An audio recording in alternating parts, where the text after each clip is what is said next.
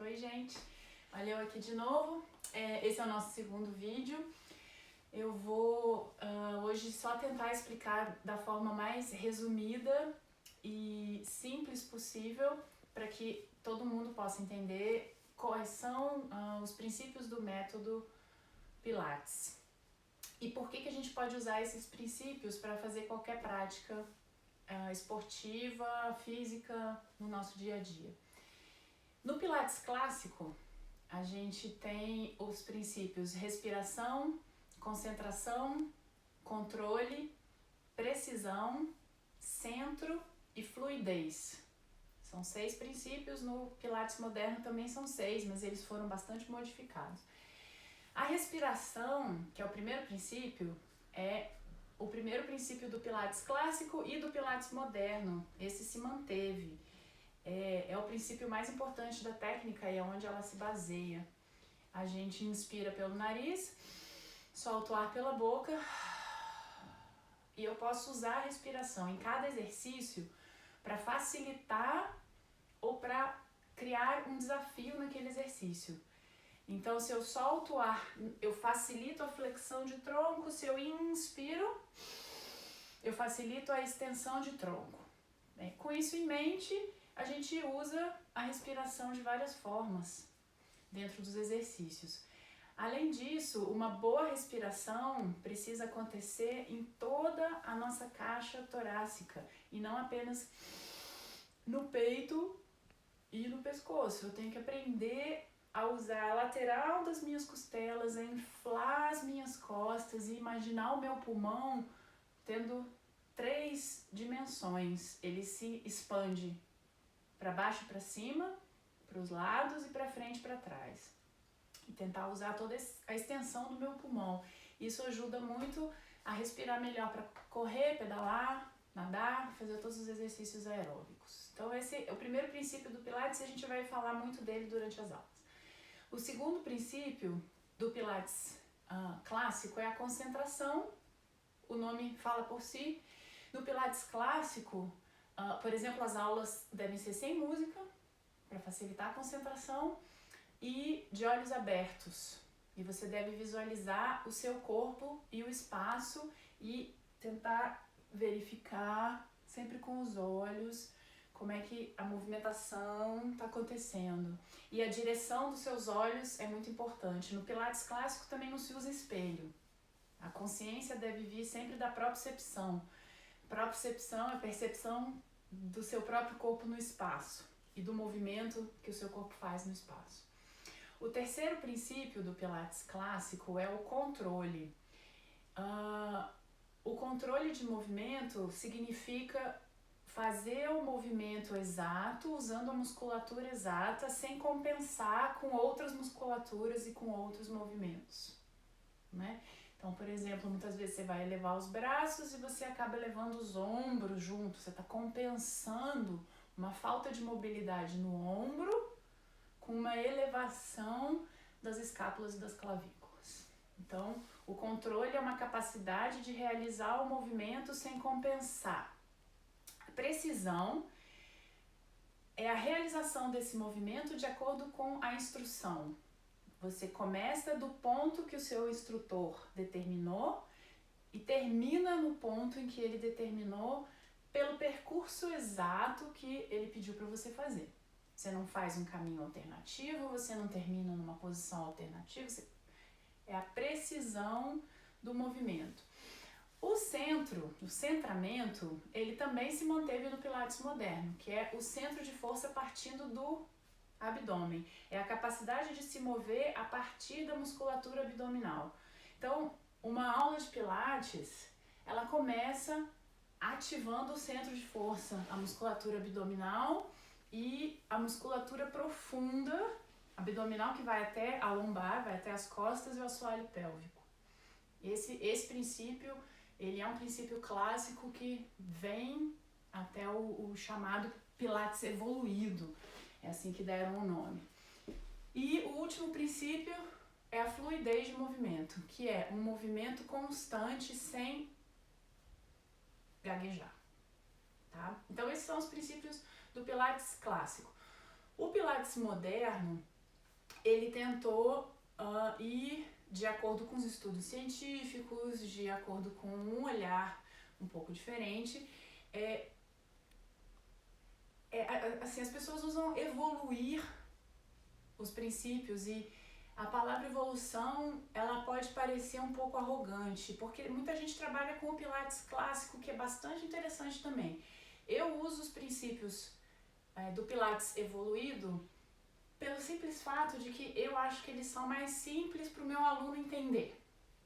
Eles são mais mastigadinhos. Então, o primeiro é a respiração, a gente já falou. O segundo, powerhouse, controle de centro, musculatura abdominal, é a capacidade de se mover a partir do centro de força. O terceiro é a noção de coluna neutra. Então, eu tenho que entender o que é a minha coluna neutra e a minha coluna retificada, em qual exercício eu vou usar uma e a outra. Quase todos eu vou usar a coluna neutra. A coluna neutra tem curvas naturais. Então, eu tenho uma cifose sacral, uma lordose lombar, uma curva para dentro, uma cifose dorsal, uma curva para fora, e uma lordose cervical, uma curva para dentro. Essas curvas, elas precisam existir, porque a nossa coluna ela é uma onda que se movimenta e que se estabiliza também, para que as extremidades possam se mover. E eu não posso ter curvas exageradas, uma hiperlordose, não é legal, vou sentir dor na minha lombar, tenho pessoas muito encurtadas, e uma hipercifose, meu peito fechou, a curva da dorsal ficou muito exagerada, eu tô com muita tensão, normalmente o pescoço se projeta para frente. Se eu não consigo falar também é porque eu não tô conseguindo respirar.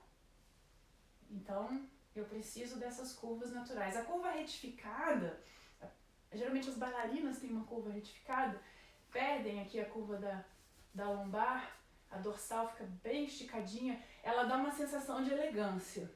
Então, a pessoa demora muito mais tempo para perceber do que essa situação aqui, né?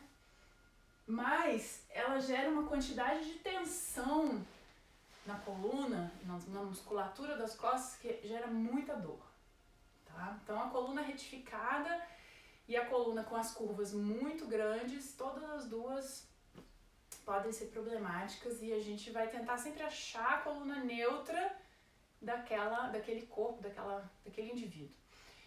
O terceiro princípio do Pilates moderno é a organização da cintura escapular, né? Cintura escapular, clavícula, ombros, escápulas. Sempre os meus ombros para longe das minhas orelhas. Isso é uma ideia super simples, que a gente vai usar muito durante as aulas, mas elas podem se tornar muito complicadas se você tiver com uma carga no braço, se você tiver em 4 apoios, se você tiver com o braço elevado, se você tiver com o braço elevado com carga. Então, tem várias situações em que a tendência é subir o ombro para a orelha. Quando a gente automatiza esse ombro no lugar, a gente passa a ter um movimento de membros superiores muito mais saudável, que funciona para todas as modalidades que você quiser fazer, em que você precisa ter uma organização da cintura escapular para não machucar seus ombros. Para isso, eu preciso que a minha escápula se movimente. Então, a gente tem muito exercício no Pilates de mobilização de escápula. São exercícios super simples e que às vezes o aluno fala: por que eu estou fazendo isso meia hora aqui? E é para soltar a escápula e todas as estruturas que tem por baixo da escápula, de forma que seus ombros possam se mover, e aí você pode levantar uma carga ou fazer uma atividade mais vigorosa, de forma segura, mantendo o seu ombro saudável. O quarto princípio, respiração, centro de força, coluna neutra, cintura escapular. O quinto princípio, organização de joelhos e pés. Os joelhos sempre na direção dos pés. Isso também parece uma ideia muito... é uma ideia muito simples, mas não é fácil de realizar quando você está fazendo um agachamento, quando você está fazendo um guerreiro na yoga, quando você está fazendo um leg press ou uma cadeira extensora. Uma cadeira extensora é dificílimo de fazer com o pé alinhado com o joelho, porque o pé não tem apoio no chão, o pé está solto. Então é o que a gente chama de exercício de cadeia aberta. É difícil de manter esse alinhamento do pé com o joelho. E aí a gente, aprendendo isso, treinando, você pode na sua prática de musculação ficar mais ligado na hora de fazer uma cadeira extensora, uma cadeira flexora, para manter o seu joelho mais saudável. A pessoa que não tem problema de joelho, ela vai fazer durante anos a cadeira extensora com o pé inclinado, com o joelho meio inclinado para dentro, não vai sentir nada. Depois de anos fazendo aquilo, ela vai ter uma lesão de joelho, ela não vai saber muito bem por que ela lesionou o joelho. É uma lesão acumulativa. Mesma coisa na prática de yoga, mesma coisa na prática de qualquer modalidade que você faça, até mesmo do pilates, se você fizer errado.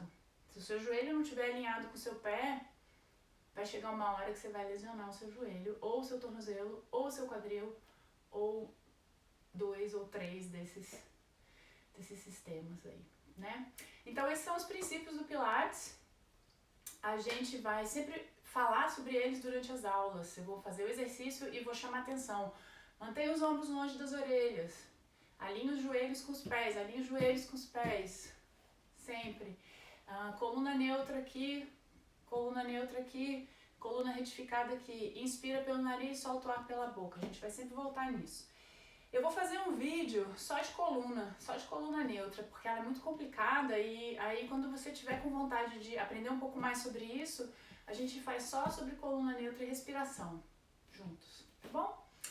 Então é isso, gente. Por hoje, obrigada. Até o próximo vídeo.